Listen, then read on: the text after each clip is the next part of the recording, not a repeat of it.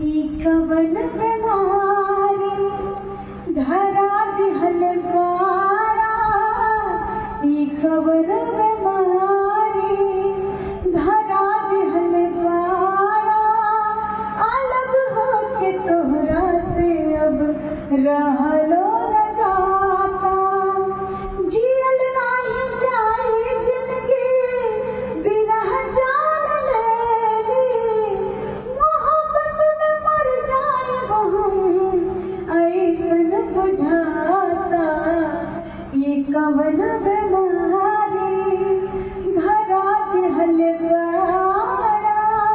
अलग होके तोहरा से अब रहलो न जाता। तोहरे से मांग भरवाइब, दुल्हन बनके डोली चढ़ के तोहरे ही घर जाइब। कैले तोहरे नाम जवानी सुनला दिल बर जानी, का बतलाई कितना तोहरा प्यार में पागल बानी। छोड़ब नाही तोहर बहिया कहीं बात समझाई के।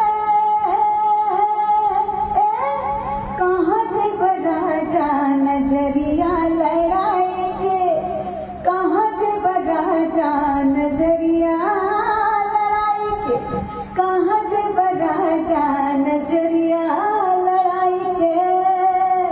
हार गइल राम कर दिनवा ऐसन कबहू ना आए। हमरो हिरिया सैया तोहे लग जाए,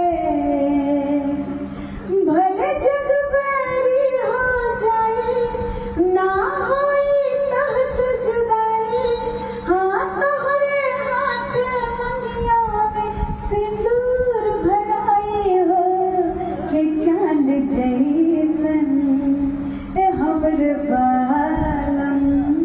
नैया तोहार दिल हमारे गइल के हमर बालम।